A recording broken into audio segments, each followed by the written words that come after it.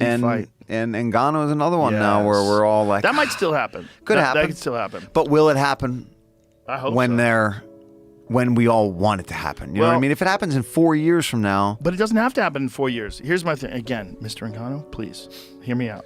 This is, just for legacy and just for also money. I think the big money is if he has an account. What if he knocks out Dillian White? Right? What if they set him up with some boxer who's an elite boxer, not Tyson Fury, and he goes and wins a big fight? And you got to remember, Nghannu is 265 ripped, natural, cutting weight to probably be at 265 with canned hams for fists. Yeah, just giant. He's a fucking specimen, and the power is extraordinary. And if he's just punching and not worrying about takedowns, if one of those look at Wilder. Wilder, who's the greatest knockout artist ever. Crazy. Greatest. He's one punch knockout artist. I would say, you have your George Foremans and Mike Tyson had the most beautiful combinations we've ever seen in the heavyweight division. But Wilder, pure just power. Blap. Did you see his last fight? It wasn't even moving away. He hits this guy, and the guy's stiff. He has that one Ortiz when he hit Ortiz in the forehead. Pull that up. Pull up Wilder knocks out Ortiz. Because he hit him, and Ortiz is a durable guy, a tough guy. And he had Wilder in some trouble in that fight. And Wilder just hit him right in the forehead. Yeah, you can tell, Head man. snaps back, and Ortiz's eyes are rolled back. He's like, what the fuck just hit me? Those are the things you can't train. That is God's gift to you. And again, it's that long frame like you were talking about. Yeah, look at another lean. Look at that. Oh, my goodness. Look at this. Watch this. Here it goes again. Bam! Look at Ortiz. Ortiz is like, what? What the He's just like trying to put his mouthpiece back in. You don't even know in. His mouthpiece is in. He's still trying to find it. His legs aren't moving. Like, wait a minute. He's like, what the fuck? Look at his face. He's like upset about it. He's confused. Wilder, preposterous power. But it just goes to show you, like, there's levels. Look at the chin of Tyson Fury. Tyson Fury, the 12th round, that first fight, drops him, right hand, left hook, and even does this, like it's over, like I got him. Yeah. I got him. Nope. He rises from the dead. I remember watching that one live, and I couldn't believe it. I was like, oh, that's it. He's done. Alone in my bedroom screaming. Alone in my bedroom screaming, oh my God, he's winning the 12th round. My wife was in the other room like, what the fuck are you yelling at? I'm like, he's winning the fucking 12th round. This is insane. He almost gets killed. He gets back up and he wins. Plan B option if Usyk fight fails to happen is Nghannu. Oh, wow. Wow. Well, the Usyk fight's gonna happen. It's the most important fight in boxing. I think that fight is gigantic because you got Usyk who's, beats Joshua twice and the best movement in boxing and skillful. He's a heavyweight Lomachenko. Yeah. And was the cruiserweight champion, is an undersized heavyweight.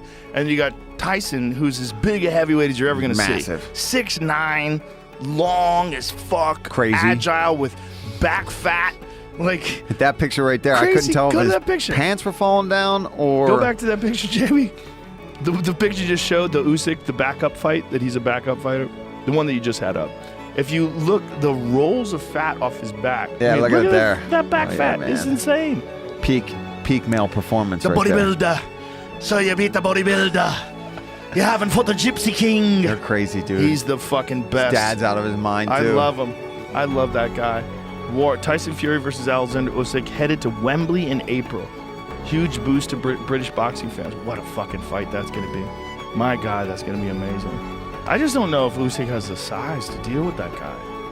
It's going to be interesting to see what strategy he employs, whether or not he can avoid the big bombs and the reach and the length. So long. But not the long, lean type that we're talking about. No. A little different. A little different. I mean, he doesn't give a fuck what his body looks like. He's just a fighter. Is he sober?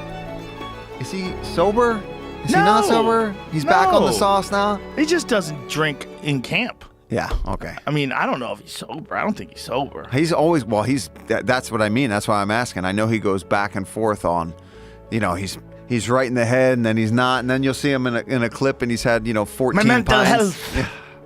Well, he's an inspirational story. I mean, it really is. I mean, the guy was like, he beats Vladimir Klitschko. He becomes a heavyweight champion and then loses his fucking mind. Yeah. He's drinking constantly, almost committed suicide, was driving his Ferrari thinking about just fucking driving off a cliff, and then gets it together and becomes a heavyweight champion again. Yeah. And then wasn't fully all the way back when he fought Wilder. Yeah. And then fights Wilder in the rematch, and then now he's fucking tuned up and ready. Beats the brakes off of Wilder. And then the third fight, Wilder catches him with a bomb. Yeah. That bomb that he caught him where you see the fat ripple all the way down to his body. Any other human Is that not Wilder getting back up. Any other human. Nobody punches like Wilder. Nobody. Because you like we talked about, it's just it's in him. It's not, he's not doing something in the gym with a trainer to get that kind of power. No. That's, you were born with that gift. It's also being a gypsy and being around that fucking rough, tumble, brawling world his whole life. His dad's a fighter, his brother's a fighter, everyone's a fighter around him. Just fucking savages, just in the bones. In the bones. Gypsy people, man. Whenever he talks about retiring, I'm like, not yet. Don't do it.